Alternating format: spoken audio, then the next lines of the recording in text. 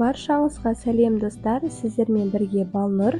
Бүгін сіздермен осындай өте әдемі мерекелік дастарханға арналған мандарин пішіндес салат дайындайтын боламыз.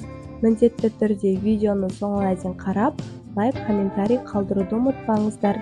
Ең алдымен тауықтың төс етін пісіріп аламыз.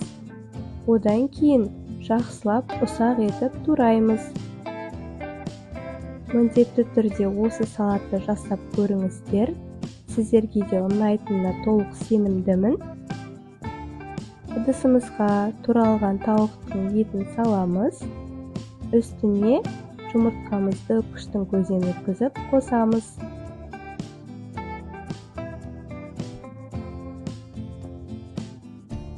Одан кейін ірімшігімізді де жақсылап үккіштің көзінен өткізіп аламыз.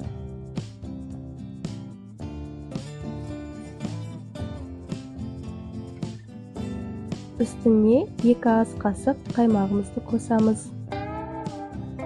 Дәміне қарай тұз бен бұрыш қосамыз және аздап аскөкпен 1 тісше сарымсақ қосамыз. Барлығын жақсылап араластырып аламыз.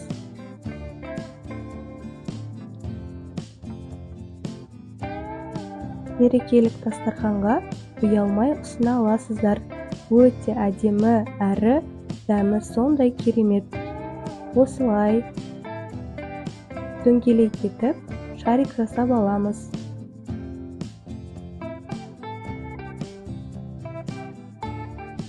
Көлемі маңызды емес, үлкен немесе кішірек етіп жасауға да болады.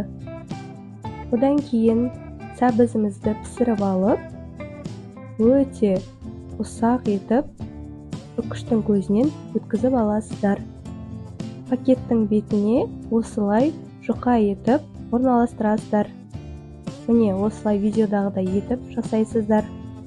Өте оңай, қиындығы жоқ. Және пакеттен шешіп ыдысымызға қоя саламыз. Міне осымен біздің салатымыз дайын. Осылай енді өз қалауларыңыз бойынша безендіруге болады. Мандаринге ұқсап тұрсын деп осылай жапырақтарын орналастырамыз.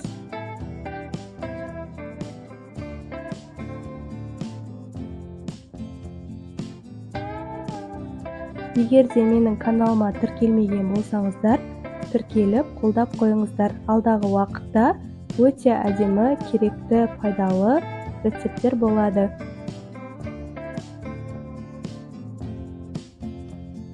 Қараңыздар, сондай нәзік, жұмсақ, дәмі өте ерекше. Сіздер де жасап отбасыларыңызды қуантыңыздар. Сіздермен бірге болған Балнұр. Сау болыңыздар.